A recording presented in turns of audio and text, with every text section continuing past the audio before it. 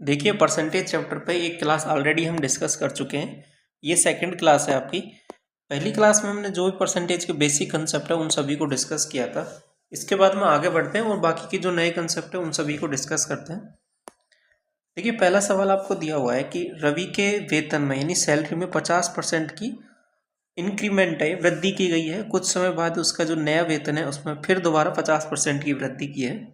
तो उसका वेतन का लाभ प्रतिशत या जो गेन परसेंटेज हुआ है वो आपको निकालना है। देखिए यहाँ पे क्या हो रहा है कि दो बार चीज़ें चेंज हुई हैं। अब यहाँ पे देखो सेम चीज़ है, आपका यहाँ पे क्या हुआ है कि प्लस में है, यानी परसेंटेज में इंक्रीज है। ऐसा भी हो सकता है सवाल में एक बार आपके पास इंक्रीज हो, एक बार डिक्रीज हो, या फिर दोनों बार इंक्रीज हो या फिर दोनों बार डिक्रीज हो। कैसे भी हो सकता है, सारे टाइप हम कवर करेंगे। इस सवाल को करने के आपके पास तीन तरीके हो सकते हैं। तीनों तरीके मैं आपको बताता हूँ और तीनों तरीके समझना इसलिए इम्पोर्टेंट है कि वो डिपेंड करेगा कि सवाल में ये जो नंबर्स दे रखे हैं, जैसे कि यहाँ पे 50% है, 50% है, तो यहाँ पे तीनों तरीकों में ज़्यादा कुछ फर्क नहीं आएगा। तीनों तरीके बहुत आसान रहेंगे। लेकिन अगर यही नंबर, सेम नंबर, अगर आपके पास कुछ ऐसे वैल्यूज़ हों इनके पास कि 14 सही 2/7% हो, या आपके पास दे रखा हो 33%, 30% दे रखा हो, कुछ वैल्यूज इस तरीके से हों, तो वहाँ पे आपके पास जो दो नए मेथड मैं आपको और सिखाऊंगा इसके अलावा, वो इम्पोर्टेंट रहेंगे आपको इन सवालों को करने के लिए। इसलिए मैं तीनों मेथड पहले सवाल में डिस्कस करता हूँ और कैसे कैसे सवालों में उनको यूज़ करना है उन सभी चीज़ों को हम आगे देखेंगे इसमें, ठीक है। तो देखिए एक तो बेसिक कंसेप्ट क्या हो गया कि आप 100 के रेस्पेक्ट में मान के किसी भी चीज़ को कीजिए। जैसे कि मैंने कहा कि स्टार्टिंग में उसका जो वेतन है वो 100 है, ठीक है। परसेंटेज की कोई भी कैलकुलेशन कर रहे हो 100 बेस मान के आप कर सकते हो। मैंने बोला कि इसमें क्या हुआ है, 50% की वृद्धि हुई है। इतनी बात ठीक है, 50% की वृद्धि हुई है। 50% का मतलब 1/2 भी लिख सकते हो, ठीक है। परसेंटेज को फ्रैक्शन में बदलूंगा तो यानी 50 की वृद्धि हुई है, तो ये वैल्यू कितनी हो जाएगी, आप कहोगे 150। अब 150 में फिर दोबारा क्या हुआ है, दोबारा फिर 50% की वृद्धि हुई है, ठीक है। या फिर मैं इसको ऐसे भी लिख सकता हूँ कि 75 की वृद्धि हो जाएगी डायरेक्ट, 50% या 75, क्योंकि ये भी 1/2 ही होगा। तो टोटल ओवरऑल वैल्यू जो आएगी निकल के यहाँ पे, वो आपके पास आ जाएगी 225। यानी स्टार्टिंग में 100 था और अभी जो वैल्यू हो गई है वो 225 हो गई है। आप कहोगे कितना बढ़ गया, आप कहोगे 125 बढ़ गया। किसके रेस्पेक्ट में बढ़ गया, आप कहोगे 100 के रेस्पेक्ट में बढ़ गया। तो यही वैल्यू परसेंटेज हो जाएगी, क्या हो जाएगा, 125%। इतनी बात समझ में आई। ये तो एक बेसिक मेथड हो गया, बेसिक तरीका हो गया आपको एक सवाल को करने का। दूसरा तरीका देखिए, उसमें क्या करना है, जैसे कि यहाँ पे दे रखा है कि 50% और ये भी 50%। 50% का मतलब क्या होता है, आप कहोगे 50% का मतलब होता है 1/2, यानी कोई भी वैल्यू पहले 2 थी, उसमें 1 का इंक्रीमेंट हुआ है तो वो कितनी हो गई है, आप कहोगे 3 हो गई है। ऐसे ही यहाँ पे ये जो वैल्यू है यहाँ पे सेम ही है, ठीक है, इसलिए आप इसका स्क्वायर भी कर सकते हो, ठीक है। अगर ये अलग होती, जैसे यहाँ पे होता 10% की वृद्धि, ठीक है, तो उस वाले केस में क्या करते हैं हम, 2 से 3 हुई है वैल्यू और फिर 10% की वृद्धि है तो 10 से 11 हुई है, ऐसे। तो ओवरऑल समझना कैसे है इसको, देखो एक जनरलाइज मैं आपको बना के दे देता हूँ इसको कि जैसे 50% है, ये 50% का मतलब 1/2, वृद्धि कितनी है 50% की, 2 से 3 हो गई। दूसरी बार क्या हुआ है, दोबारा भी 2 से 3 हुआ है, ऐसे रख लो इसको याद, ठीक है। तो ओवरऑल क्या हुआ, ये पहले वैल्यू 4 थी, अभी कितनी हो गई, आप कहोगे 9 हो गई है। कितनी बढ़ गई, आप कहोगे 5 बढ़ गई। किसके रेस्पेक्ट में बढ़ गई, आप कहोगे 4 के रेस्पेक्ट में। तो टोटल कितना हो गया, ये इसको परसेंटेज में निकाल लो, आप कहोगे दोबारा 125% आ रहा है। इतनी बात समझ में आ गई, आप कहोगे ये दूसरा मेथड हो गया। ये मेथड तब भी काम करेगा जैसे आपके पास दो वैल्यू दे रखी हैं, 20%, 10% की वृद्धि, 20% की वृद्धि, 10% की वृद्धि। इस वाले केस में क्या करेंगे, पहले वाले केस में 20% का मतलब हो जाएगा 2/10, या फिर इसको ऐसे लिख सकते हो 1/5, 1/5।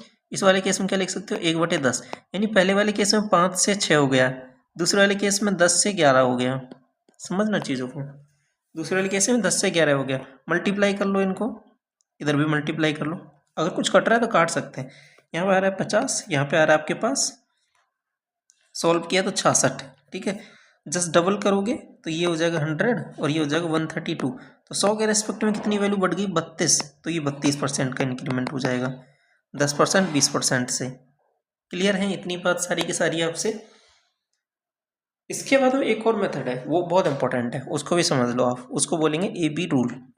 ठीक है, A B rule. A B rule क्या कहता है कि अगर दो वैल्यू दे रखी है आपके पास, अब इसमें दोनों आ जाएंगी, प्लस माइनस लिख रहा हूँ मैं इसको, plus minus A plus minus B plus minus A B into B बटे 100।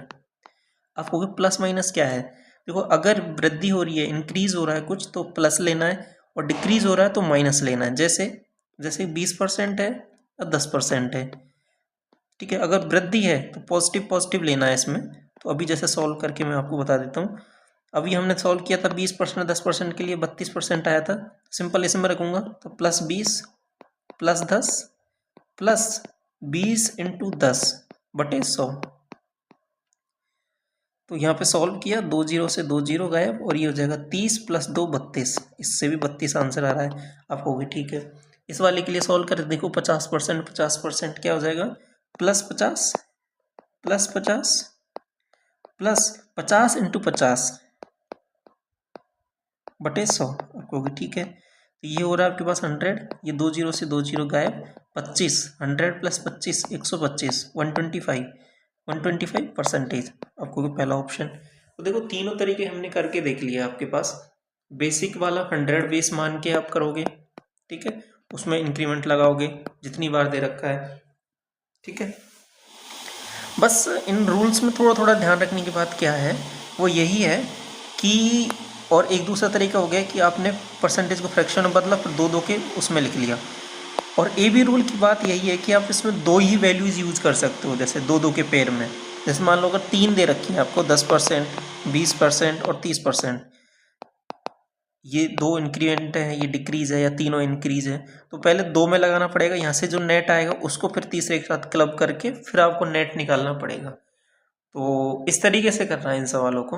ये थोड़ा सा आपको समझ में आ गया होगा, बाकी और सवाल लेते हैं, उनसे और अच्छी चीज़ें आपको क्लियर होंगी। ठीक है, क्वेश्चन सेकंड देखो इसके बाद में, कि कर्मचारी के वेतन में 10% की वृद्धि होती है और 10% की कमी होती है, तो कर्मचारी के वेतन में परसेंटेज हानि क्या होगा।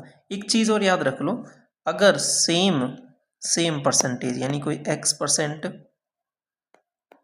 का इंक्रीज हो और x% का डिक्रीज हो, तो ओवरऑल क्या होता है, हमेशा लॉस होता है। ठीक है, लॉस होता है, यानी हानि होती है, डिक्रीज होता है।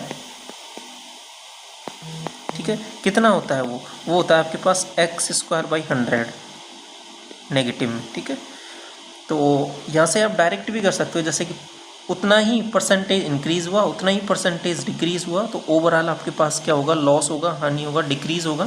तो कितना हो जाएगा आपको, 10 का स्क्वायर बटे 100 यानी 100/100, तो यानी हो जाएगा 1%। 1% का क्या, हानि।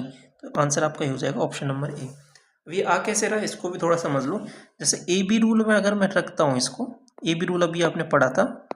ए बी रूल क्या था कि प्लस एक्स साइन के साथ में रखना है, उसमें plus minus A plus minus B plus minus A into b/100। तो प्लस का एक्स है तो प्लस एक्स आ जाएगा, दूसरा माइनस है तो माइनस एक्स आ जाएगा। अब देखो, a इंटू बी, तो x इंटू माइनस एक्स करूँगा तो माइनस एक्स ही आएगा यहाँ पे। ये साइन का ध्यान रखना क्या आ रहा है। ठीक है, तो ये तो कट गया, तो ओवरऑल क्या आ रहा है, x²/100। तो वही चीज़ तो मैंने यहाँ पे लिखी थी, x²/100, और ये भी क्या है, परसेंटेज में। तो आंसर आपका हो जाएगा वही चीज़। तो चाहे ए बी रूल से कर लो, चाहे बेसिक से कर लो, सबसे वही आएगा। अब आप कहोगे नहीं, मेरे को एक और तरीका था, उससे करके बताओ। जो स्टार्टिंग वाला था 100 मान के करोगे बेस, उससे मान के कर लो। 100 कोई वैल्यू थी, उसमें 10% की वृद्धि की मैंने, 10% का मतलब 1/10, तो हो जाएगा 110। ठीक है, अब 110 में दोबारा मैंने 10% कम किया है, इसका 10% निकालूंगा तो कहोगे 11, तो 11 कम कर दो इसमें से, आप कहोगे 99। तो 100 था, अभी 99 हो गया। ठीक है, तो अभी वैल्यू कितनी हो गई, आपको 1 की कमी हो गई, किसके रेस्पेक्ट में, 100 के रेस्पेक्ट में। 100 को हटाऊंगा, परसेंटेज में बदलूंगा, तो 1% की क्या है, कमी। ऐसे देख सकते हो इसको। अब एक और तरीका था, हमने जो डिस्कस किया था परसेंटेज को फ्रैक्शन में बदल के, 10% का मतलब होता है 1/10, यानी 10% की वृद्धि है, यानी 10 से कोई वैल्यू हुई है 11, दूसरे वाले केस में कमी हुई है, तो 10 से जो वैल्यू हुई है वो 9 हुई है, ठीक है। तो ओवरऑल क्या हुआ है, 10 इंटू 10 100, इधर 11 इंटू 9 99, तो ओवरऑल 100 से वैल्यू हो गई है 99, एक की कमी हो गई 100 के रेस्पेक्ट में, तो 1%। क्लियर। तो यहाँ से सारी चीज़ें, अब देखो ये वाला जो मेथड है ना, काम इसलिए आता है बहुत ज़्यादा कि अगर इसमें और भी वैल्यूज़ हों, 10%, 20%, 30%, 40%, कितनी ही वैल्यू हो, यहाँ पे पैरेलल आप सबको लिख सकते हो, सबको मल्टीप्लाई कर सकते हो एक साथ, तो एक बार में ही आपका आंसर आ जाता है। इसलिए ये वाला मेथड भी बहुत इंपॉर्टेंट है। तो ये सारे मेथड आपको समझ में आए अच्छे से।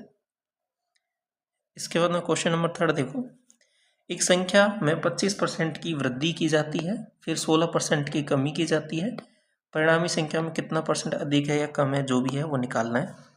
तो कौन सा मेथड लगाओगे आप, चाहे बेसिक लगा लो, चाहे आप AB रूल लगा लो, चाहे किसी से भी कर लो, ठीक है। तो जैसे इस वाले केस में मैं आपको AB रूल लगा के बता देता हूँ। 25% की वृद्धि प्लस 25, 16% की कमी माइनस 16, प्लस माइनस मल्टीप्लाई होगा तो माइनस आ जाएगा, 25 इंटू 16 बटे 100।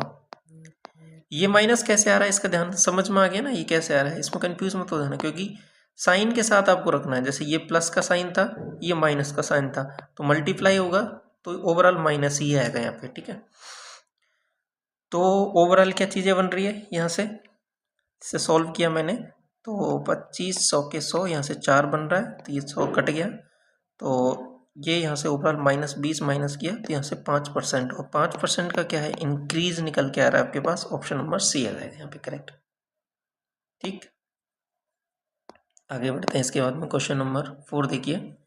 क्वेश्चन नंबर 4 तो हाँ 3 हुआ है, 4 देखिए। इसके बाद 15% की वृद्धि की जाती है और फिर इसके मूल्य में 12% की कमी की जाती है, तो वस्तु के मूल्य में प्रभावी वृद्धि क्या है। तो ये वाला सवाल आप कर लोगे, ठीक है। बेसिक से कर सकते हो, किसी भी मेथड से कर सकते हो। इस क्वेश्चन का आंसर आप बताओगे कमेंट सेक्शन में क्या है। अभी समझ में आ गया आपको सारा, कमेंट सेक्शन में इसका आंसर बताओगे क्वेश्चन नंबर 4 का। अगर नहीं होता है तो आप इसको भी लिख सकते हो, हम अगली क्लासेस में डिस्कस कर लेंगे। क्वेश्चन नंबर 5 देखिए, इसके बाद में क्या बोल रहा है। एक चीज़ मैंने अभी थोड़ी देर पहले डिस्कस की थी, जैसे कि आपको AB रूल, अब जैसे यहाँ पे AB रूल लगाओगे थोड़ा सा टफ लगेगा आपको कि कैसे कैसे होगा। ये तो इसमें बेसिक लगा लो आप। बेसिक एक 100 वाला नहीं, एक और था वो, जिसे हम फ्रैक्शन से परसेंटेज से फ्रैक्शन बदल रहे हैं। तो क्या कह रहा है इसमें कि रामनारायण के वेतन में इतने % की क्या हो रही है, कमी हो रही है। तो पहली वाली जो वैल्यू है वो कमी की है, नेगेटिव है, और दूसरे वाला केस है वो वृद्धि है। तो उसका नया वेतन मूल वेतन की तुलना में कितना % कम आ जाता है, जो भी है वो बताना है, ठीक है। देखिए इस वाले सवाल में कुछ नहीं है, बस वैल्यूज़ थोड़ी सी दे दी है कैलकुलेशन वाली, तो उनको सॉल्व कर लेते हैं। 8 × 24 और 1 25, 25/8 परसेंटेज हटाओगे तो 25/800, ठीक है। इससे काटोगे तो यहाँ पे कट जाएगा ये 4 बार 8 के 32, तो 1/32, और ये है बेसिकली कमी, नेगेटिव, यानी कोई भी वैल्यू है पहले 32 थी, अभी हो गई है 31। पहली चीज़ हमने लिख दी। अगला देखिए 35 और 2 37, 37/500। क्लियर है यहाँ तक। इसमें क्या हुआ, वृद्धि हुई है, तो मैं क्या लिखूंगा इसको, 500 से क्या हो गया 537। यहाँ तक सब चीज़ें क्लियर हैं आपको। अब क्या है, मल्टीप्लाई कर लो इसको, और जो वैल्यू आती है उसको सॉल्व करते हैं। मल्टीप्लाई किया इसमें, तो 31 से मल्टीप्लाई करूंगा 7 बार, ये बनेगा आपके पास 217 बनेगा, ठीक है। आगे 31 से मल्टीप्लाई किया तो ये बनेगा 93, 93 में मैं ये ऐड करूंगा तो आपके पास बन जाएगी वैल्यू 2 114, तो 11 आगे जाएगा कैरी होके। इससे मल्टीप्लाई किया 5 और 5 दिया 15, 155 में 11 ऐड करूंगा तो 166 हो रहा है। इतनी वैल्यू यहाँ से निकल के आ रही है, और इससे सॉल्व करूंगा तो यहाँ से जो वैल्यू बन रही है वो आपके पास बन जाएगी 16,000। तो कितना इंक्रीज हुआ आपको, 16 से 16,000 से बन रहा है 16,647, तो बेसिकली 647 का इंक्रीज हुआ है। ये बात तो समझ में आ गया, आंसर इन दोनों में से होगा। कितने के रिस्पेक्ट में? आपको हो गए 16,000 के रिस्पेक्ट में। तो 16 चौके 64, आपको ऑप्शन नंबर 4 वाला ही आएगा। सॉरी, ये वाला नहीं, ये वाला आएगा, ऑप्शन नंबर बी। ठीक है, 3 बार तो नहीं जा रहा, 16 चौके 64, तो ऑप्शन नंबर बी ही आएगा आंसर आपका। परसेंटेज में बदलना है ना, तो 100 से मल्टीप्लाई भी करना है ना, तो 2 जीरो से 2 जीरो, यहाँ पे एक छोड़ के पॉइंट लग जाएगा, इस तरीके से। तो थोड़ा सा कैलकुलेशन था, लेकिन बाकी चीज़ें हो जाएंगी इसमें। समझ में आया ये वाला? क्वेश्चन नंबर 5 हो गया। 6 देखिए इसके बाद कि एक संख्या जो है, अब देखिए 2-2 नंबर्स हमने देख लिया, अब इसके बाद 3-3 देखिए, अगर 3-3 वैल्यूज हो रही हो, उसमें कुछ चेंज हो रहा हो, तो फिर कैसे करेंगे? एक संख्या पहले 10% घटाई जाती है, फिर 30% बढ़ाई जाती है, फिर 20% घटाई जाती है, तो नेट क्या होगा उसमें? देखिए कैसे करेंगे। एक तरीका वही है, इसमें ए बी रूल लगाओ, यहाँ से जो नेट आए उसमें फिर इसके साथ मिलके ए बी रूल लगा दो, एक तरीका। दूसरा तरीका, डायरेक्ट आप ऐसे करो, 10% का मतलब हो जाएगा, घटाई जाती है 10% का मतलब होता है 1/10। देखो ये सब समझाने के लिए मैं लिख रहा हूँ, लेकिन जैसे जैसे हम आगे बढ़ेंगे और थोड़ा कुछ चीज़ों को सॉर्ट करते जाएंगे। 10% का मतलब 1/10, पहली वैल्यू 10 थी तो अभी क्या हो गई 9। 30% का मतलब हो जाएगा 3/10, बढ़ाई जाती है तो पहली वैल्यू 10 थी, अभी क्या हो गई 13। 20% घटाई जाती है, 20% का मतलब हो जाएगा 1/5, 5 का मतलब 5 से हो गई 4। यहाँ तक ठीक है सब कुछ? सॉल्व कर लो, ये हो रहा है 500, और यहाँ पे जो इसको सॉल्व करोगे तो ये वैल्यू बन रही है आपके पास 13×9 = 117, एंड मल्टीप्लाई करोगे अब 4 से 68, ठीक है, और यहाँ पे 400। तो ओवरऑल यहाँ पे जो दिख रहा है आपको वो क्या हो रहा है कि डिक्रीज हो रहा है। डिक्रीज हो रहा है कितने का? आपको 32 का डिक्रीज हो रहा है। 32 का डिक्रीज हो रहा है किसके रिस्पेक्ट में? 500 के रिस्पेक्ट में। क्लियर? परसेंटेज बदल रहा है, मल्टीप्लाई किया 100 से, 2 जीरो से 2 जीरो गए, डिवाइड कर लो, 5 से जाएगा 6 बार 32, तो 30 2 32, ठीक है, 6 सही 2/5। ऑप्शन देखो, ऑप्शन नंबर बी करेक्ट हो जाएगा। अगला सवाल देखिए, क्वेश्चन नंबर 7 क्या बोल रहा है आपसे कि एक संख्या में पहले 12% की वृद्धि होती है, फिर 23% की वृद्धि होती है, और फिर उसके बाद में 34% की कमी होती है। तो मूल संख्या में क्या वृद्धि हुआ है, क्या कमी हुआ है, ये आपको बताना है, वो भी नियरेस्ट इंटीजर में बताना है। देखिए सबसे पहले कि थोड़ा कैलकुलेटिव सवाल रहेगा, क्योंकि जो वैल्यूज इस पर दी है वो नॉर्मल नहीं है, जैसे कि 10%, 20%, 50%, इस बार दिए 12, 23 और 34। तो देखिए कैसे करेंगे। सबसे पहले मैं इसको करके बता देता हूँ आपको, बाकी हो वैसे ही जाएगा जैसे प्रीवियस अभी जो भी हमने सवाल किए हैं पिछले वाले, वही सेम कंसेप्ट है, लेकिन कैलकुलेशन बस इसमें। तो जैसे कि 100 को बेस मान के मैंने किया, जैसे 100 से कितना हो जाता है 112।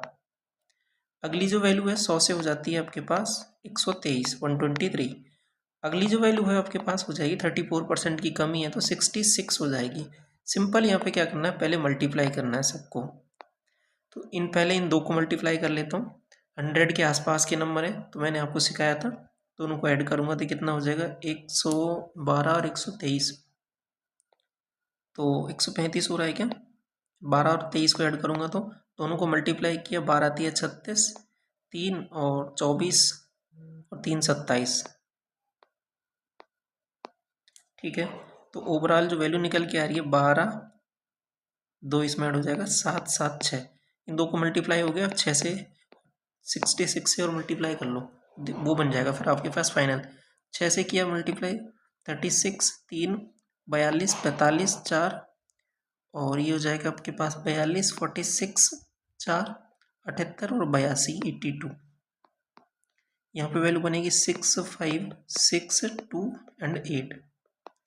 तो ये मल्टीप्लाई करने पर बन रहा है आपके पास 6, ये 11 हो जाएगा आपके पास, और ये हो जाएगा 12, 8, तो ये हो जाएगा 9, ये 0, ये 9, 909, 216। तो ओवरऑल जो चीज़ें निकल के आ रही है वो यहाँ से वो क्या निकल के आ रही है,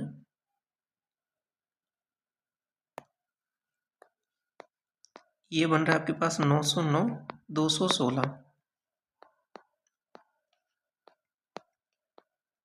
सीधा सीधा दिख रहा है कि यहाँ पे कमी हो रही है।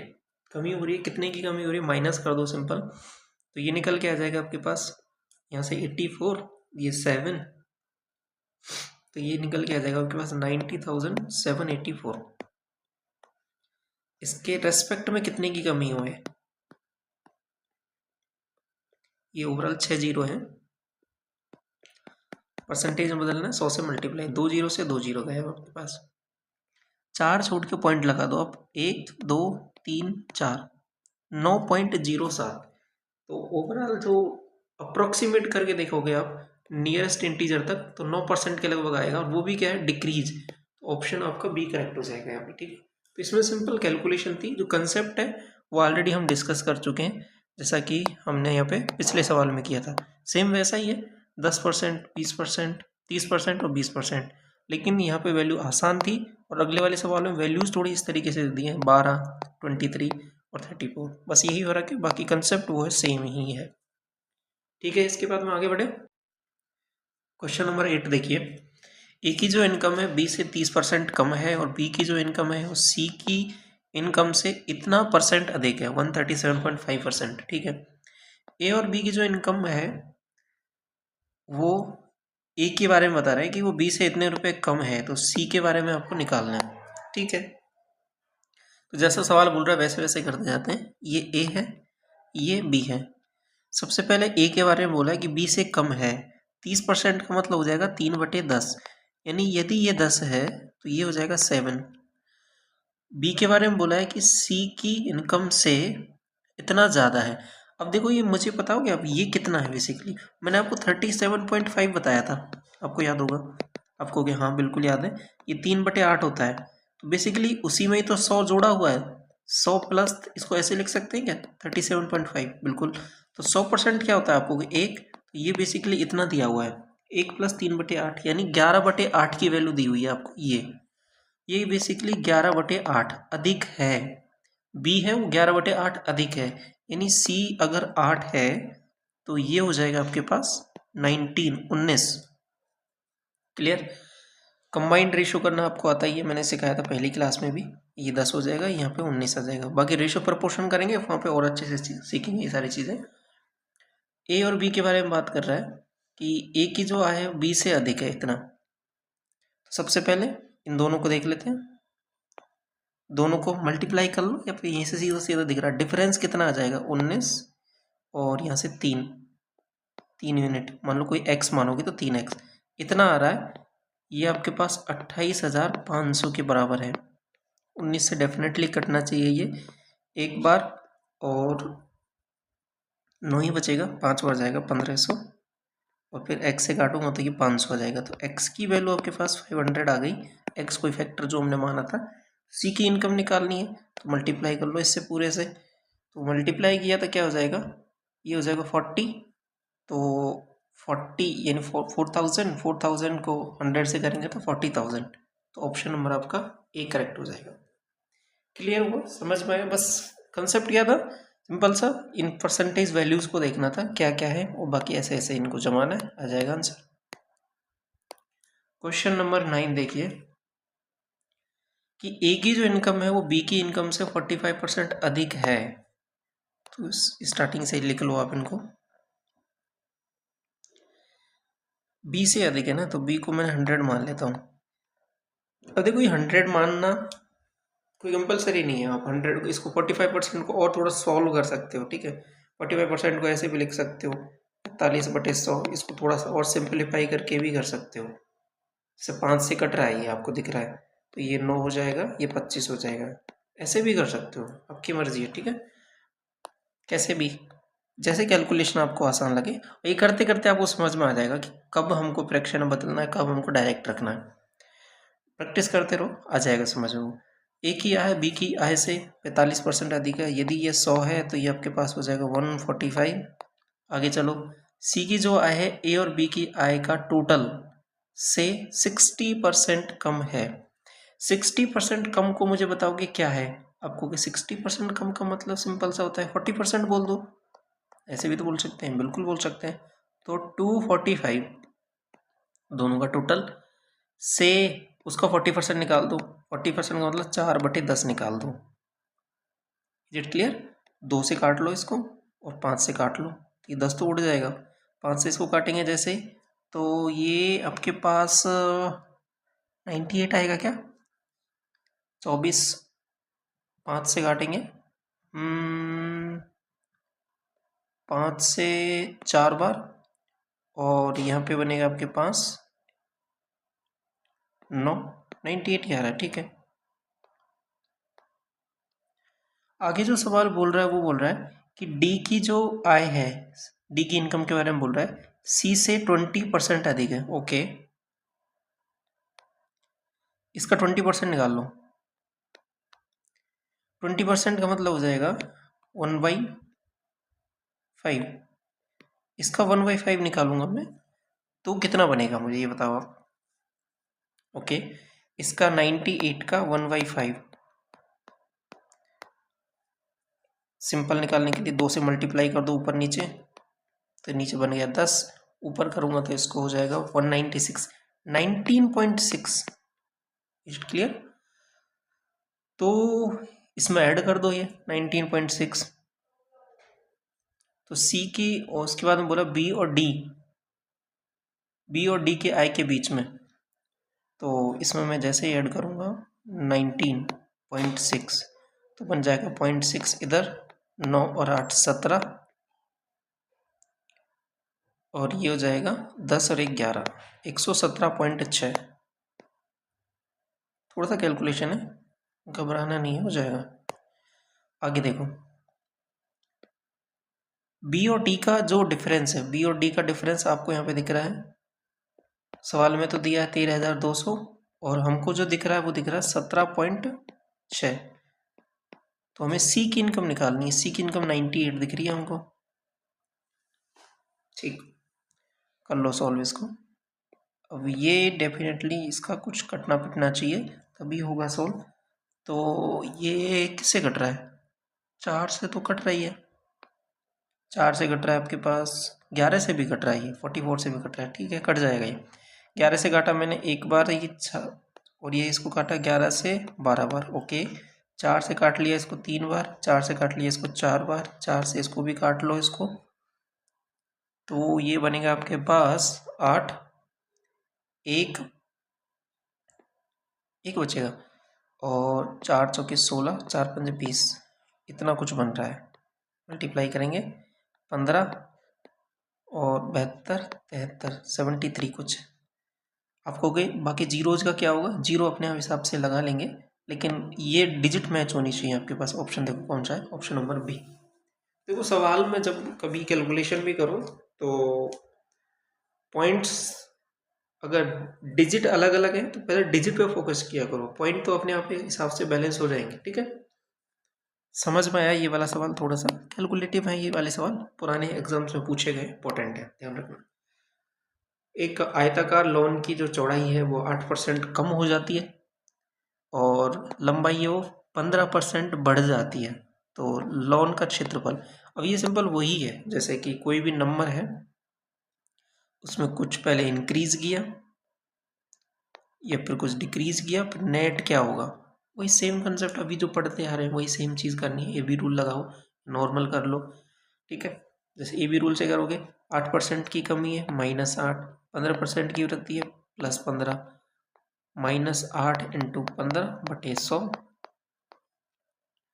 15 × 120, 120 में 100 का डिवाइड करूँगा तो आपको होगी 1.2, और यहाँ से जो वैल्यू बन रही है 7 में से माइनस कर दो 1.2, तो आपके पास जो वैल्यू निकल के आ रही है वो आ जाएगी 5.8, और वो भी क्या? इंक्रीज।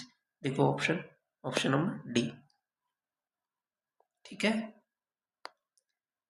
अगला क्वेश्चन नंबर 11 देखिए, एक गोले की त्रिज्या में 40% की वृद्धि की जाती है तो इसके पृष्ठीय क्षेत्रफल में क्या होगा? देखो रेडियस जो इसका फॉर्मूला होता है ना गोले के फॉर्मूले में आपको पता है कि 4πr², तो ये जो वाला पार्ट है 4 और पाई कांस्टेंट है, तो ये कुछ आपका चेंज नहीं करेगा। चेंज करेगा अगर रेडियस को मैं कुछ चेंज कर रहा हूँ, बढ़ा रहा हूँ तो मेरा क्षेत्रफल बढ़ेगा, घटा रहा हूँ तो मैं घटेगा। तो सिंपल जो एरिया है वो डायरेक्टली प्रोपोर्शनल है रेडियस के स्क्वायर के, तो रेडियस पे डिपेंड करेगा। तो रेडियस को मैंने बढ़ा दिया 40% से। आप कहोगे 40% को 2 बार कर लो। सिंपल, 2 बार क्यों कर रहा हूँ मैं, ये बात समझ में आ गई। तो 2 बार इंक्रीज है तो सिंपल ए बी रूल लगा दो। 40 40 80 प्लस 40 इंटू 40 कितना हो जाएगा 16, कितना हो जाएगा 96। Option number A. क्लियर, आगे बढ़े।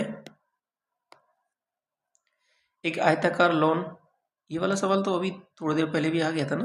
8% की कमी की जाती है, 15% की वृद्धि की जाती है, रिपीट हो गया ये वाला सवाल, ठीक है। क्वेश्चन नंबर 13 देखिए, यदि एक घन की प्रत्येक भुजा में 12% की कमी की जाए तो इसके कुल पृष्ठीय क्षेत्रफल में कितने परसेंट की कमी होगी। ऑब्वियस है कमी तो होगी क्योंकि कमी की जा रही है। तो अभी देखिए घन है, घन का क्या होता है एरिया 6a²। हमें 6 पे फोकस नहीं करना है, a पे करना है क्योंकि इसी पे वेरी करेगा, यही वेरिएबल टर्म है तो इसी को चेंज कर रहे हैं। तो सीधा सीधा है कि आपको क्या दे रखा है सवाल में कि 12% की कमी को 2 बार अप्लाई करना है, ठीक है। कमी है ए बी रूल लगा दो आप, 12 -12 -12। अब देखिए यहाँ पे इंपॉर्टेंट समझने की चीज ये है, -12 इंटू -12 करूंगा मैं तो ओवरऑल क्या आ जाएगा, ठीक है, यहाँ पे हो जाएगा प्लस, क्योंकि माइनस माइनस प्लस हो जाएगा। ये थोड़ा सा इंपॉर्टेंट है समझने के लिए। बाकी बेसिक से कर सकते हो, ऐसे भी कर सकते हो ए बी रूल से। ये हो जाएगा -24 और यहाँ से आ जाएगा आपके पास ना प्लस का 144/100 यानी 1.44 माइनस कर लो 23 22 तो 22.56 ये वाला आंसर आएगा आपका, ठीक है। गलत मत कर देना इसको। और ये जो आएगा वो आपके पास कम ही आएगी, ध्यान रखना, नेगेटिव है। सवाल अगला देखिए 14 नंबर क्या बोल रहा है कि एक वृत्त की त्रिज्या इस प्रकार वृद्धि की जाती है कि इसकी परिधि में 7% की वृद्धि होती है, परिणाम स्वरूप वृत्त के क्षेत्रफल में क्या होगा। एक इंपॉर्टेंट चीज समझिए आप, जिसमें भी जैसे कि इसका पेरीमीटर के बारे में बात करूंगा तो पेरीमीटर में केवल जो रेडियस की टर्म आती है जैसे 2πr होता है इसका, ठीक है। तो पेरीमीटर जो है इसका बेसिकली वो डायरेक्टली प्रोपोर्शनल है रेडियस के। तो रेडियस की केवल एक टर्म आ रही है। तो अगर मैं कहूँगा कि रेडियस में अगर 10% का इंक्रीज होता है तो पेरीमीटर में क्या चेंज होगा, ऐसे भी पूछ सकता है सवाल, ध्यान रखना। पेरीमीटर में क्या चेंज होगा, पेरीमीटर में भी 10% का इंक्रीज होगा, ठीक है। तो जो भी डायमेंशन, ध्यान रखना हमेशा, जो भी डायमेंशन आपके पास सीधा प्रोपोर्शनल है उसके, किसके, जो भी फॉर्मूले में सीधा प्रोपोर्शनल है जिस डायमेंशन के, वो सीधा सीधा उसी के हिसाब से बढ़ेंगी घटेंगी। अगर सीधा आपको पता है पेरीमीटर का फॉर्मूला जो है वो 2πr होता है, तो सीधा प्रोपोर्शनल है आर के, तो रेडियस बढ़ेगा तो ये भी सिंपल उसी हिसाब से बढ़ेगा। जैसे 10% की वृद्धि तो इधर भी 10% की वृद्धि, 10% की कमी 10% की कमी। लेकिन अगर मैं एरिया की बात करूंगा ना तो एरिया हो जाएगा πr²। आर का स्क्वायर है तो स्क्वायर के फॉर्म में बदलेगा, यानी 2 बार चेंज होगा उसमें। तो जैसे कि यहाँ पे रेडियस और पेरीमीटर ये तो दोनों सेम ही है, पेरीमीटर में चेंज दे रखा है तो रेडियस में चेंज पता लग गया। तो रेडियस में चेंज कितना है आपको पता लग गया कि 7% की वृद्धि है, ठीक है, +7% का चेंज है।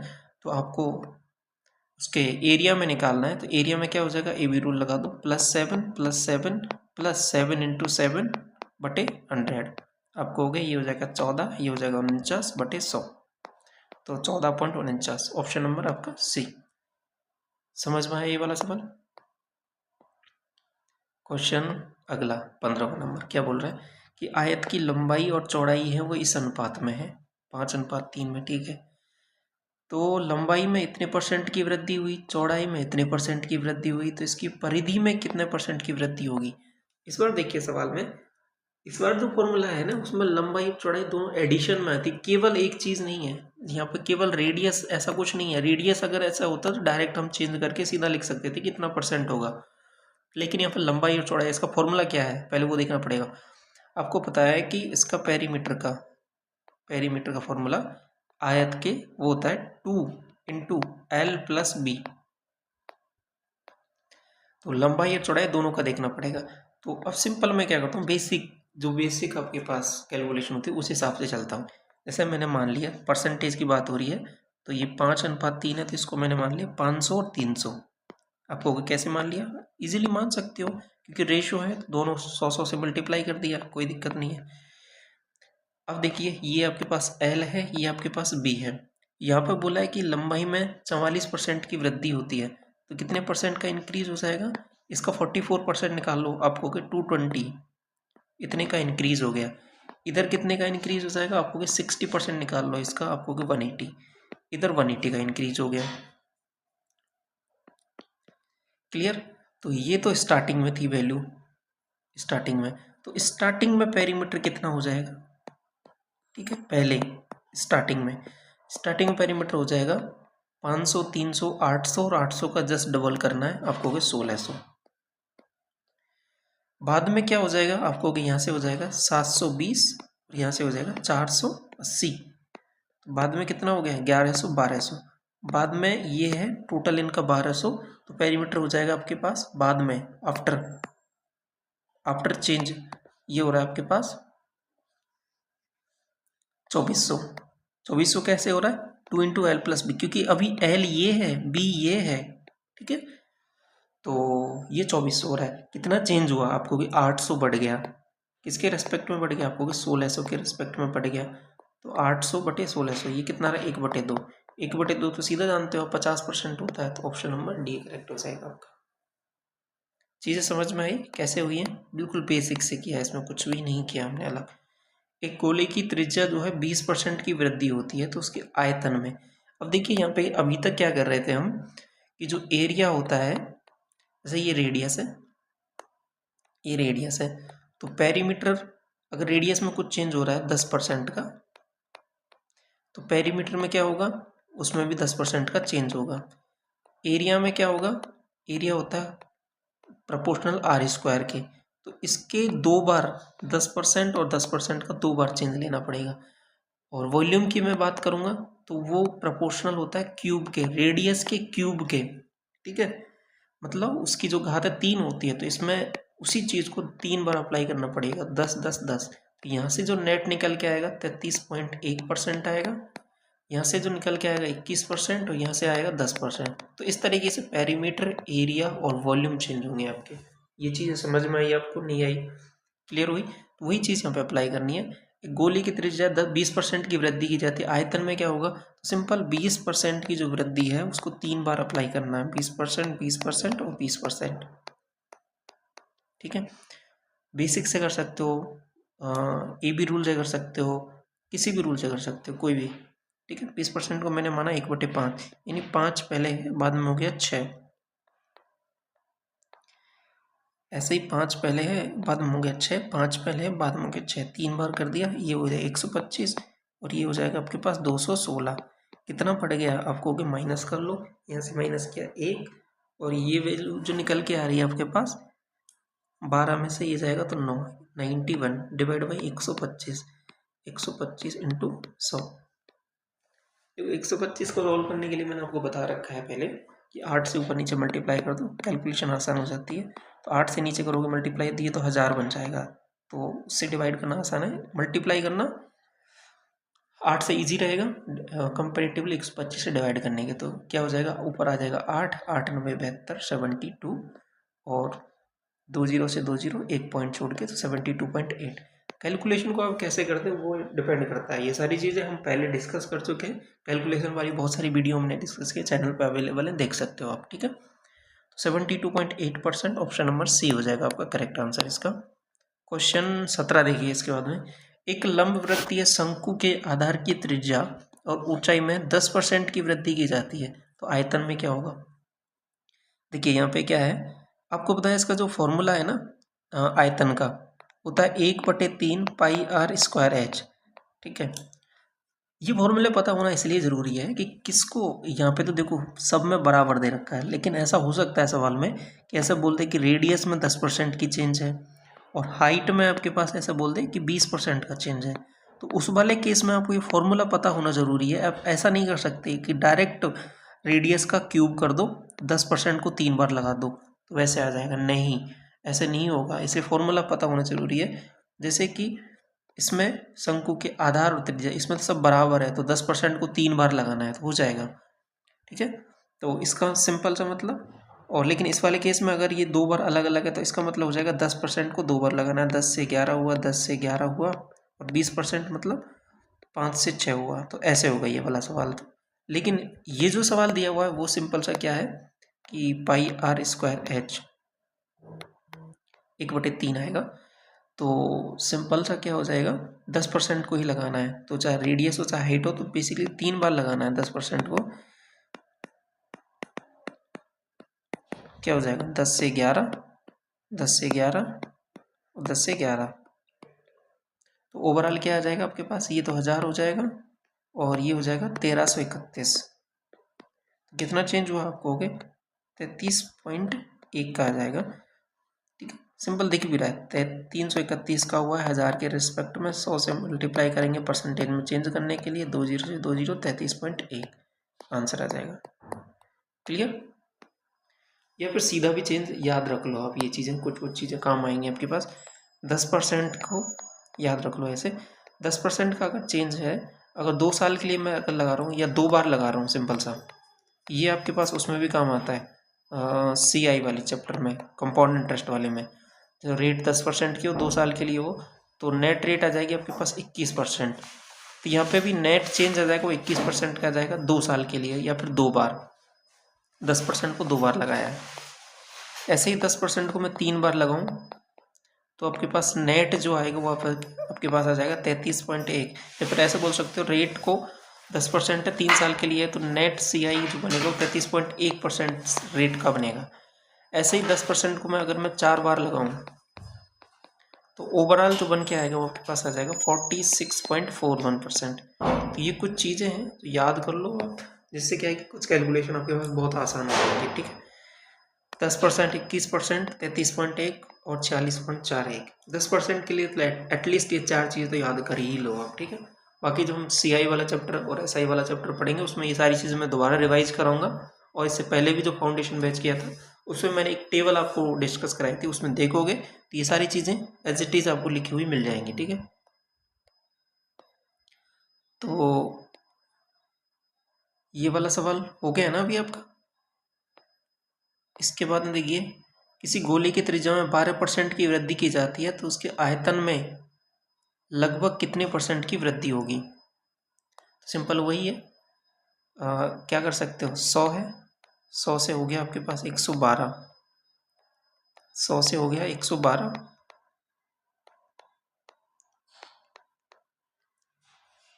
ठीक है, मल्टीप्लाई कर लो, या फिर 112 का क्यूब करना भी हमने पहले सीख रखा है, तो वैसे भी कर सकते हो। ठीक है,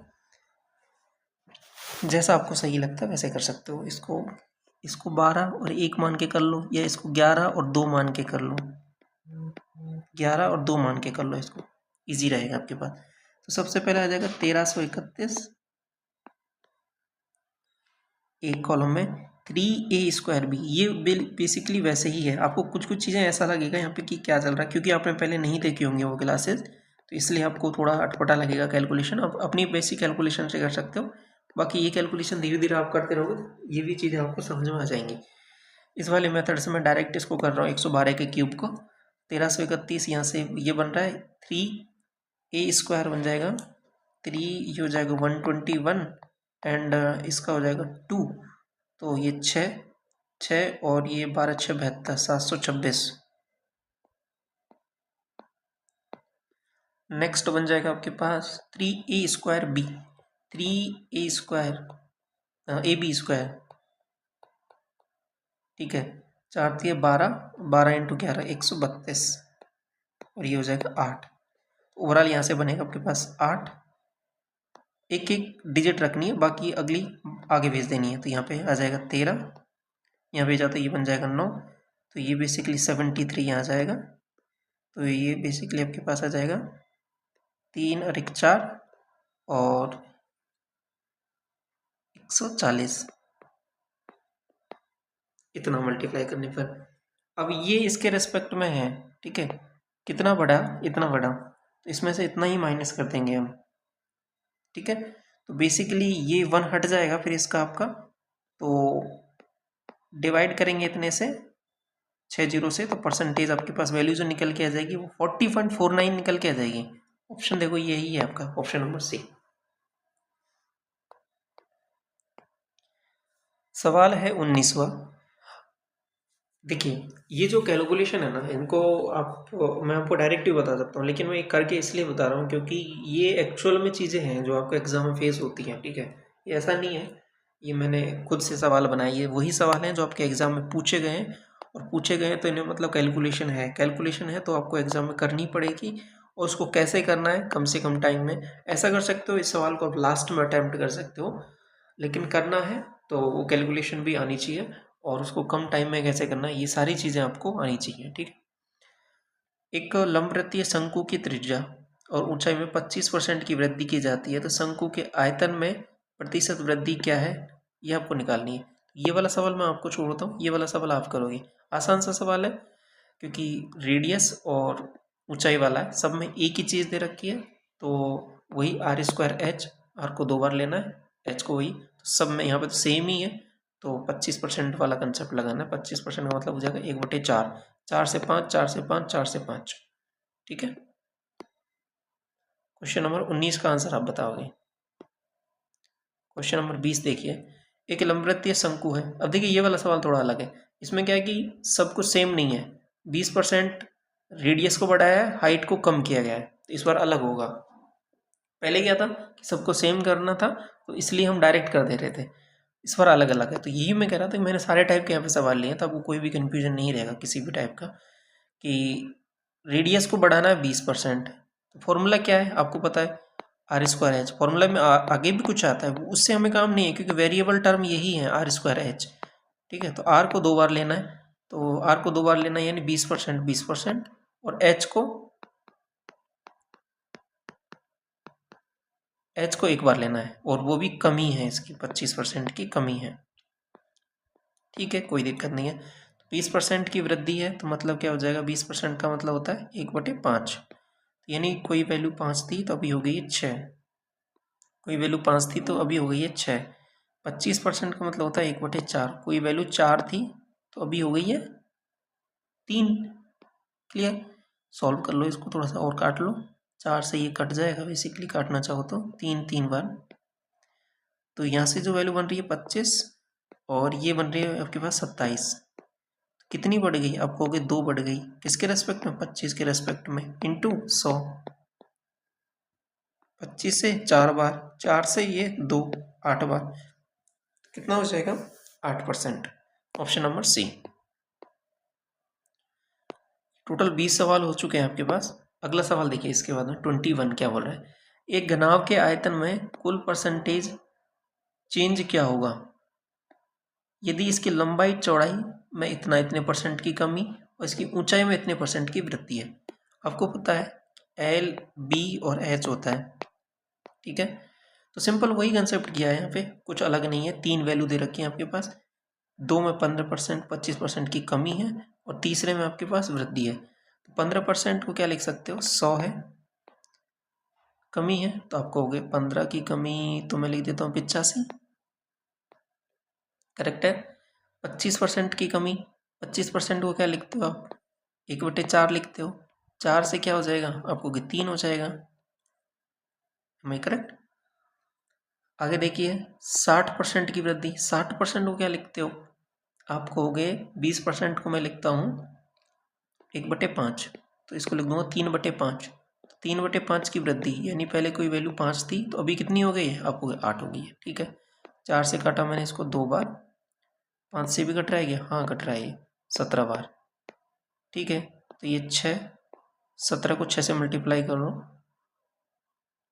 तो ये तो आपके पास बन रहा है 100, और 17 से ये बन जाएगा 102, 17 पंजा 85, 17 6 102, तो 100 से वैल्यू हो गई 102, बढ़ी है कुछ वैल्यू, तो 2% इंक्रीज, 100 के रेस्पेक्ट में सीधा ही निकलेगा, तो 2% का इंक्रीज, ठीक है। आसान सवाल है, आसान इसलिए हो गया क्योंकि कंसेप्ट तो वही है सेम, इसमें जो वैल्यूज दी हैं 15, 25 और 60, ये आपस में ऐसी हैं जो इजीली इनसे कैलकुलेट हो जा रही हैं वैल्यू।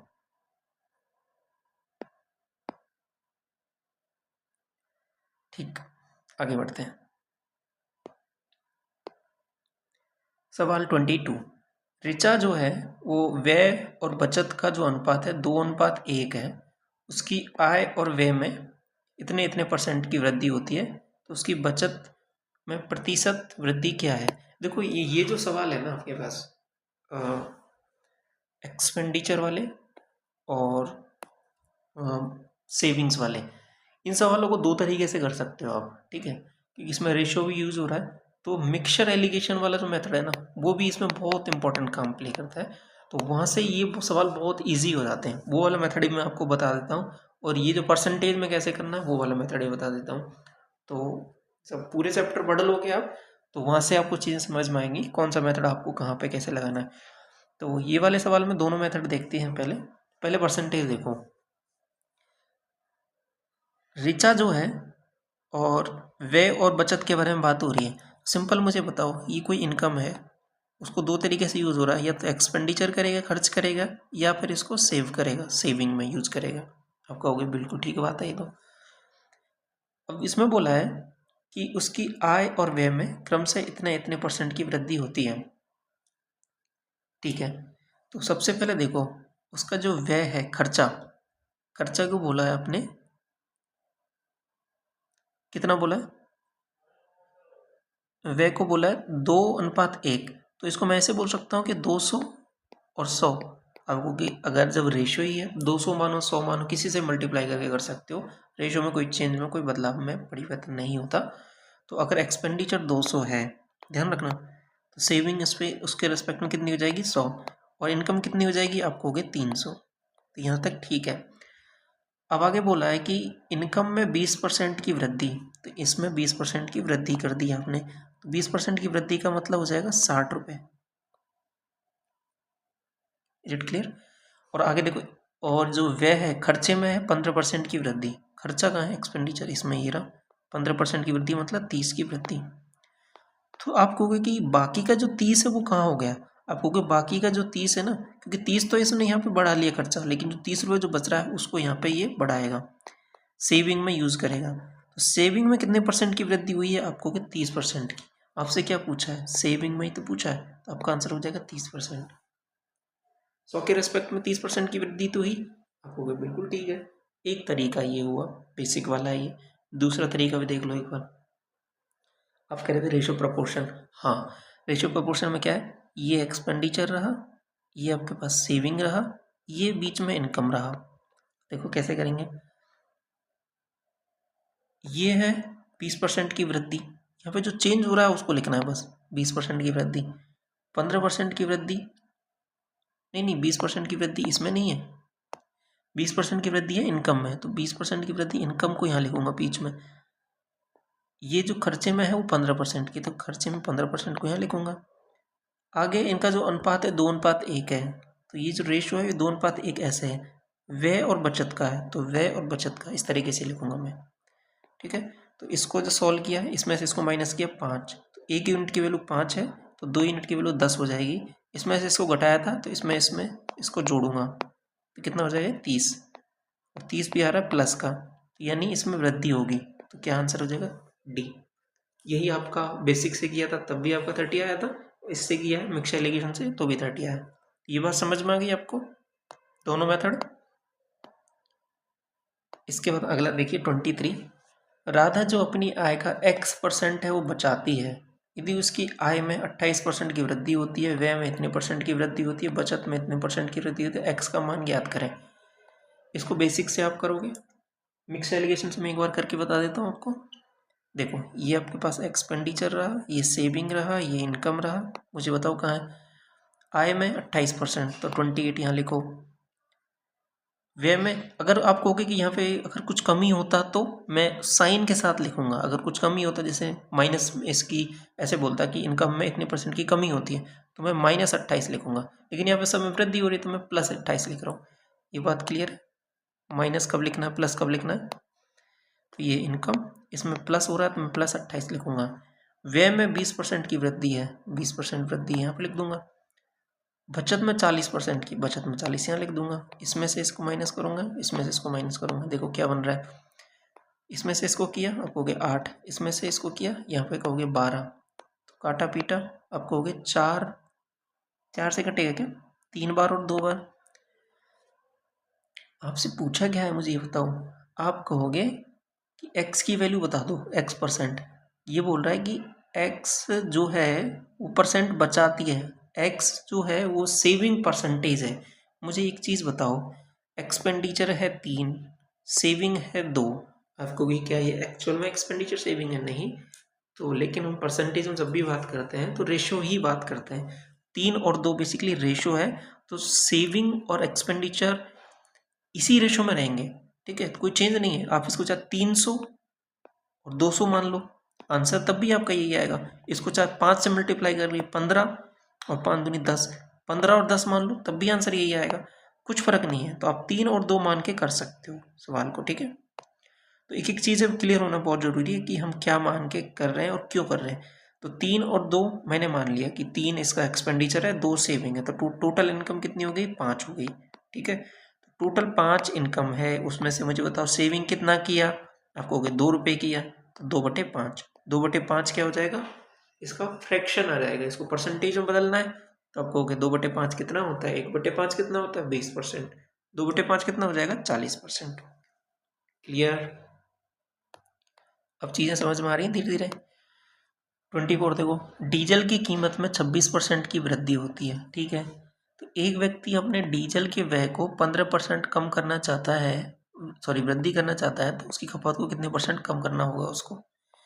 देखिए, जब हमने एक्सपेंडिचर वाले सवाल जो किए थे उसमें क्या किया था, देखो एक्सपेंडिचर जो होता है प्राइस इनटू कंजम्पशन होता है। एक एक चीज़ें क्लियर रखनी है। अभी हमने जो देखा था वो इनकम, सेविंग और एक्सपेंडिचर देखा था। ये दूसरा कंसेप्ट है। ये आपके पास है एक्सपेंडिचर, कोई भी खर्चा होता है उसका कितना प्राइस है किसी भी चीज़ का और उसका कितना कंजम्पशन हो रहा है। सिंपल सा एक एग्जांपल देके बताऊँ आपको इसको। जैसे कि मैंने मान लिया चीनी, ठीक है, चीनी का कंजम्पशन मैंने मान लिया कि मेरा पर डे का कितना खर्चा होता है मेरा चीनी का। मैंने मान लिया पर डे का मेरे पास 2 किलो चीनी खर्चा होता है। ठीक है, और चीनी का प्राइस का मूल्य क्या है? मान लिया मैंने 50 रुपये किलो है चीनी। ठीक है, 50 रुपये किलो चीनी है, कंजम्पशन क्या है? 2 kg पर डे के हिसाब से है। तो मैं कहूँगा एक दिन का खर्चा निकालिए मेरा। एक दिन का खर्चा, एक दिन का खर्चा, पर डे का खर्चा कितना हो जाएगा? 50 इंटू 2 कर दूंगा। प्राइस उसका है 50, कंजम्पशन है 2 kg, 50 इंटू 2 करूँगा तो 100 आ जाएगा। तो एक्सपेंडिचर जो है खर्चा है वो आ जाएगा मेरे पास 100 रुपये। सिंपल सा कंसेप्ट समझ में आ गया? सिंपल। तो इसको रखते हैं एक्सपेंडिचर बराबर प्राइस इंटू कंजम्पशन। अब आके देखो क्या बोल रहा है कि इसके कीमत में 26% की वृद्धि होती है, यानी यहाँ पे प्राइस में बोला है इंक्रीज है, परसेंटेज लिख देता हूँ, इंक्रीज। ठीक है, एक व्यक्ति अपने डीजल के व्यय को, खर्चे को 15% की वृद्धि करना चाहता है, लेकिन वो कह रहा है कि इसमें केवल मुझे 15% की वृद्धि चाहिए, तो खपत को कितने परसेंट कम करना होगा? एक चीज़ मैंने आपको बताई थी स्टार्टिंग में, चैप्टर के पहली क्लास में देखोगे कि अगर प्राइस बढ़ रहा है, कंजम्पशन बढ़ रहा है तो एक्सपेंडिचर बढ़ेगा। बिल्कुल ठीक है, प्राइस बढ़ रहा है, ठीक है, एक्सपेंडिचर कम बढ़ रहा है। ठीक है, ध्यान रखना, प्राइस बढ़ रहा है एक्सपेंडिचर कम बढ़ रहा है, तो मतलब ये कहीं ना कहीं कम हुआ होगा। जैसे सिंपल सी बात है, ऑब्वियस है, अगर हम 26% ये है तो इसको कुछ ना कुछ कम करना पड़ेगा तभी जाके बैलेंस होगा, तभी 15% बढ़ पाएगा, नहीं तो ये गड़बड़ हो जाएगा। नहीं तो ये 26% बढ़ रहा है तो एटलीस्ट इसको 26% बढ़ना ही पड़ेगा। ऐसे ही चीज़ हुआ करती थी। अगर इसको हमें कांस्टेंट रखना है एक्सपेंडिचर को, तो अगर ये बढ़ रहा है तो इसको कम करना पड़ता था, अगर ये बढ़ रहा है तो इसको कम करना पड़ता था। ये चीज़ें आपको मैंने पहली क्लास में बहुत अच्छे से डिस्कस की थी, तो यहाँ पे कोई कन्फ्यूजन नहीं होना चाहिए कि अगर ये 26 बढ़ रहा है, इसको 15 ही बढ़ा रहा हूँ, तो इसको थोड़ा कम करना पड़ेगा। कम करना पड़ेगा, सिंपल सा क्या है कि फॉर्मूला निकाल लो, एक्सपेंडिचर बराबर प्राइस इंटू कंजम्पशन। तो कंजम्पशन का फॉर्मूला क्या है? आपको एक्सपेंडिचर की डिवाइड बाई प्राइस, ये वाला है। सॉल्व कर लो, अब आगे हो जाएगा सवाल आपका। मुझे बताओ एक चीज कि डीजल की कीमत में 26% की वृद्धि होती है, तो कोई भी चीज पहले 100 थी, अभी हो गई 126। एक व्यक्ति ये अपनी किसमें 15% की वृद्धि करना चाहता है अपने खर्चे में, 15% की वृद्धि करना चाहता है तो खपत को कितने परसेंट कम करना पड़ेगा। तो यहाँ पे सिंपल सा समझना, जो मैंने कंजम्पशन निकाला है वो कैसे निकाला है, एक्सपेंडिचर डिवाइड बाई प्राइस। तो यहाँ पे मुझे इसके डिवाइड करना है या इसको डिवाइड करना है। आप कहोगे कि ये 15% की जो वृद्धि है ना डीजल में, तो इसको मैं ऊपर लिखूंगा, यहाँ पे आ जाएगा 100 और यहाँ पे हो जाएगा आपके पास कितना 115। ये बात कैसे लिखी है, ये बात समझ में आई आपको, क्योंकि फॉर्मूले में लिखा है मैंने, एक्सपेंडिचर का लिख दिया, ये स्टार्टिंग में है ये बाद में है, ये पहले है ये बाद में है। पहले क्या था कि 100 था, लेकिन इसमें क्या किया इन्होंने 100 से इसको 115 कर दिया, इसको 100 से 126 कर दिया। तो अभी नेट चेंज क्या हो गया, 126 से कोई भी चीज़ हो रही है वो 115 हो रही है। सिंपल ऐसे समझ लो इसको, ठीक है। ये तो एक बन गया और ये बन रहा है 115 बटे 126, ठीक है। सिंपल क्या हो गया कि कोई भी चीज़ 126 से 115 हो गई है। और ये क्या हो रहा है, ये बेसिकली हमने खपत का फॉर्मूला निकाला है। देखो ये अभी हम समझने के लिए बिल्कुल बेसिक रूट से चल रहे हैं, ठीक है। 126 से 115 हो रहा है, तो क्या चेंज हो रहा है, आप कहोगे 9 का चेंज हो रहा है। किसके रेस्पेक्ट में, 126 के रेस्पेक्ट में। सॉल्व कर लो इसको, 1/14 परसेंटेज, ये फ्रैक्शन है, परसेंटेज बदलना है 100 से, आप क्या कर लो मल्टीप्लाई, काट लो थोड़ा सा 50 बार, ये कट जाएगा आपके पास 7 बार, 7 से डिवाइड करेंगे 7 बार जाएगा और कुछ कुछ पॉइंट आएगा, तो ऑप्शन नंबर ए करेक्ट हो जाएगा, 7 पॉइंट कुछ। यहाँ तक कोई कंफ्यूजन है आपको इस सवाल में, नहीं होना चाहिए, ठीक है। अब और थोड़ा शॉर्ट कैसे करना है, देखो यही सब चीज़ है समझाने के लिए किया है इतना, और थोड़ा शॉर्ट में कैसे लिखना है। आपको होता है कंजम्पशन का फॉर्मूला आएगा आपके पास एक्सपेंडिचर डिवाइड बाई ये, तो पहले अभी इसमें देखो कितना चेंज हुआ है, आपको हो गए खर्चे में हुआ है 100 से 115, तो 115 यहाँ पे होगा, और बाद में इसका कितना हुआ है 100 से ये हो गया आपके पास 126, तो 126 इतना, बस यहाँ से सीधा आपका आंसर आ जाएगा, इसको सॉल्व कर लो। अब ऐसा भी हो सकता है, ये तो इसमें वृद्धि हुई है, इसमें मैं कमी भी कर सकता हूँ, जैसे ये जो एक्सपेंडिचर का जो फॉर्मूला है प्राइस इंटू कंजम्पशन, ये इसमें वृद्धि हुई है, मैं ऐसा बोल सकता हूँ कि इसमें कुछ कमी हुई है। ऐसा कैसे होगा, ऐसा ऐसे इसलिए हो सकता है कि जैसे मान लो इसमें कंजम्पशन में बहुत ज़्यादा कमी आ गई हो, तब जाके इसने कुछ बैलेंस किया इसकी वृद्धि को, और प्लस ज़्यादा कमी थी इसलिए इसको इफेक्ट कर दिया, तो इसलिए कमी हो गई इसमें, ऐसा हो सकता है, ठीक है। तो सब तरीके से आपको रेडी रहना है, कैसा भी सवाल हो आप आसानी से कर लोगे उसको। तो डायरेक्ट कैसे किया, थोड़ा सा बिना सब कुछ किए ऐसे कर लेना, आगे तो कैलकुलेशन है सिंपल। इसके बाद में अगला सवाल देखिए, क्वेश्चन नंबर 25। ये 25 जो क्वेश्चन है ना, ये एक पर्टिकुलर एक टाइप का क्वेश्चन है, इसमें 2-3 तरीके से चीज़ें पूछता है। इस सवाल में मैंने चारों चीज़ों को कवर कर लिया है कि वस्तु का प्रारंभिक मूल्य, घटा हुआ मूल्य, इतने में कितनी खरीदी जा सकती है, प्रारंभिक मात्रा, सब कुछ चारों टाइप कवर कर लिए इसमें, और 1-2 सवाल और हैं इसी सेम कंसेप्ट, वो भी देखना आप। तो सबसे पहले देखिए, एक वस्तु की इस टाइप के जो सवाल है ना, इनको करने का एक पैटर्न मैं आपको बता देता हूँ, उस पैटर्न से करोगे बहुत आसानी से हो जाएंगे सवाल। एक वस्तु की कीमत है 20% में कमी हो जाती है, जिसके चलते 360 रुपये में 2 किलो अधिक खरीद सकता है, तो ये ज्ञात करना है आपको वस्तु का प्रारंभिक मूल्य। सबसे पहले क्या किया करो, परसेंटेज को उठाओ, आपको 20% क्या होता है ये, आपको 1/5। सिंपल सा काम क्या करना है, इसको मान लो 5%, क्या कह रहा है सवाल में, 20% की कमी हो जाती है। मैं कहूँगा कि अगर कोई वैल्यू 5x है तो बाद में कितनी होगी 4x, बस इतना सा लिखना है आपको। अब कुछ नहीं, अब सवाल जैसा बोल रहा है वैसे करते जाओ। 360 रुपये, अभी क्या है कि घट गई है उसकी वैल्यू, इसलिए वो ज़्यादा कुछ खरीद पा रहा है, तो मैं क्या कहूँगा 360 रुपये में 4x की रेट से कुछ ज़्यादा खरीदेगा, माइनस 360 रुपये में अगर 5x से खरीदा तो कुछ कम खरीद पाता, दोनों का डिफरेंस 2 किलो है। इतनी बात समझ में आ गई। जो ये 3x और ये 4x और 5x है, ये क्या है बेसिकली, इसके ये पहले वाली वैल्यू है, पहले वाला मूल्य, और ये क्या है कि बाद वाला मूल्य, घटा हुआ मूल्य, ठीक है। तो ये 360 रुपये है, उसमें मैंने 1 kg का मान लो, ये 1 kg का मूल्य मैंने डिवाइड कर दिया, तो उससे क्या होगा कि मेरे पास क्वांटिटी आ गई कि कितने किलो में खरीद सकता हूँ, तो बाद में इतने खरीद सकता हूँ, पहले इतने खरीद सकता था तो दोनों का डिफरेंस निकाला तो 2 किलो ज़्यादा खरीद सकता हूँ। तो ये मैंने पूरा एक इक्वेशन लिख दी। ये कैसे लिखी है, ये बिल्कुल बेसिक से मैंने आपको समझा दिया। समझ में आ गया ये वाला?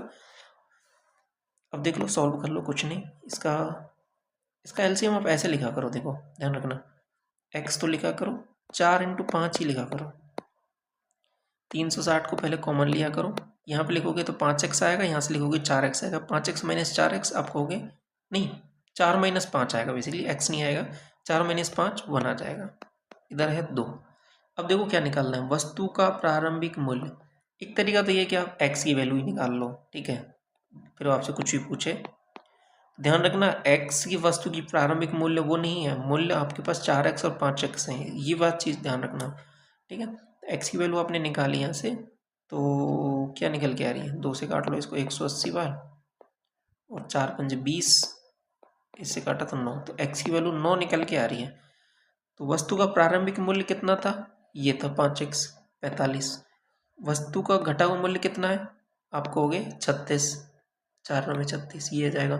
वस्तु की वह नई मात्रा जो 360 रुपये में खरीदी जा सकती है, आप कहोगे कि अभी मूल्य घट गया है तो 360 रुपये में इससे कितने खरीद सकते हैं, आप कहोगे 36 रुपये के हिसाब से 10 किलो खरीद सकते हैं। वस्तु की प्रारंभिक मात्रा आप कहोगे 360 रुपये में पहले 45 के हिसाब से खरीदेंगे, तो 9 से काटो 5 बार, 9 से काटो 4 बार, 8 कीजिए। तो सारी चीज़ें समझ में आ गई आपको, कैसे कैसे करना है सवाल को, आपको थोड़ा थोड़ा समझ में आया। एक और सवाल लेते हैं और अच्छे से समझ में आएगा। क्वेश्चन 26 देखिए, यदि चावल की कीमत है वो 24% कम हो जाती है तो इससे आलोक जो है 2500 रुपये में 10 किलो चावल अधिक खरीद पाता है, तो चावल की घटी हुई दर क्या है। इसमें केवल एक ही चीज़ पूछी, पिछले सवाल में 4 चीज़ें पूछी थी, ये तो बहुत, और भी इसका एक पार्ट ही पूछा। तो कैसे करेंगे, सिंपल सा, मैंने क्या कहा था, सबसे पहले परसेंटेज को देखो। परसेंटेज क्या है, 24%। 24% का मतलब 24/100। इसको थोड़ा सा और सॉल्व कर लो, आप कहोगे ठीक है कर लेते हैं। 4 से काटा इसको 6 बार, या 4 के बजाय, हाँ 4 से काटो पहले, 4 से काटा इसको 6 बार, 4 से काटा इसको 25 बार, 6/25। सवाल क्या कह रहा है, कमी हो जाती है, तो मैंने पहले क्या मान लिया 25x, बाद में कमी हो गई तो कितना हो जाएगा 19x। यहाँ तक कोई कन्फ्यूजन है, नहीं होना चाहिए। सवाल कह रहा है कि 2500 रुपये में, तो मैं कहूँगा 2500 रुपये में इतने अधिक खरीद पाता है, तो अभी 19 की रेट से खरीदेगा, 19x - 2500, ठीक है। अभी पूरा बेसिक से कर रहे हैं, और जैसे जैसे सवाल होंगे और प्रैक्टिस करते जाओगे और थोड़ा सॉर्ट करते जाओगे इसको, बटे 25x बराबर कितना हो जाएगा, अब कहोगे 10 किलो अधिक खरीद पाता है। तो वही कैसे करना है, 2500 कॉमन लिया, यहाँ पे क्या आ जाएगा 25 - 9, आप कहोगे 6, यहाँ पे आ जाएगा, बटे में क्या आ जाएगा 25 × 19 × x बराबर 10। यहाँ तक कोई कन्फ्यूजन नहीं होना चाहिए। सवाल में क्या पूछा है आपसे, चावल की घटी हुई दर क्या है, घटी हुई दर क्या है 19x। 19x की वैल्यू निकालनी है, आपको निकाल लेंगे, 19x को इधर ले आओ, 25 से काटा मैंने इसको 10 बार, 10 × 6 60, 60 आंसर आ जाएगा, ऑप्शन नंबर सी। 19x की तो वैल्यू निकालनी थी, ठीक है, क्लियर। ये देखिए क्वेश्चन नंबर 27, और ये इस क्लास का लास्ट सवाल है। क्या बोल रहा है आपसे, एक वॉशिंग पाउडर की जो कीमत है वो 15% की कमी एक खरीदार को 1275 रुपये में 5 किलो अधिक वॉशिंग पाउडर प्राप्त करने के लिए सक्षम बनाती है। तो वॉशिंग पाउडर का प्रति किलोग्राम मूल्य, ये सेम वैसा ही सवाल है, आप ट्राई करोगे, ठीक है। पहले आप ट्राई करो, मैं भी इसको करके बता देता हूँ आपको। देखो 15% का मतलब क्या हो जाएगा 15/100। आपको थोड़ा सा और सॉल्व करते हैं इसको। 5 से काटा मैंने 3 बार, 5 से इसको काटा 20 बार। क्या बोल रहा है सवाल में, इसकी कीमत कमी हुई है, तो यानी पहले 20x था, अभी कितना हो गया आपको बाद में, अभी 17x हो गया है। सवाल क्या है कि 1275 रुपये है, 1275 रुपये में क्या करेगा, अभी 17x खरीदेगा। पहले कितना खरीद पाता 1275 रुपये में 20x, तो 20x, दोनों का डिफरेंस क्या आ जाएगा 5 किलो। एलसीएम लिया मैंने 20 × 17 × x, आपको 1275 कॉमन लिया, आपको ले लो, मल्टीप्लाई क्या आ जाएगा 3 आ जाएगा डिफरेंस, क्योंकि यहाँ पे करूँगा ना सॉल्व इसको, तो आगे आ जाएगा 5। क्या निकालना है? वॉशिंग पाउडर का मूल्य निकालना है। तो आपको कि मूल्य मतलब स्टार्टिंग वाला वैल्यू निकालनी है, क्योंकि बाद में तो घटाया है ना, कमी। उसको इतने खरीदने पर वो क्या कहती है, सक्षम बनाती है। तो उसका मूल्य क्या है? मूल्य तो वही है स्टार्टिंग वाला 20x। तो 20x निकालना है, तो 20x को मैं उधर लेके जाऊंगा। तो 17 से कटना चाहिए, डेफिनेटली कटना चाहिए। तो 17 संते 119, इज इट क्लियर? 119 और 17 पंजो 85, ठीक है। 5 से काटा 15 बार, तो इधर बन रहा 15 × 45 और इधर बन रहा 20x।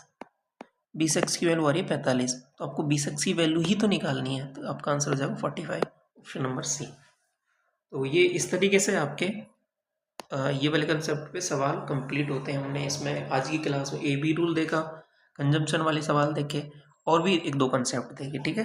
तो आई होप ये सारी चीज़ें आपको समझ में आई होंगी। इस क्लास का PDF आपको टेलीग्राम चैनल पर शेयर कर दूंगा।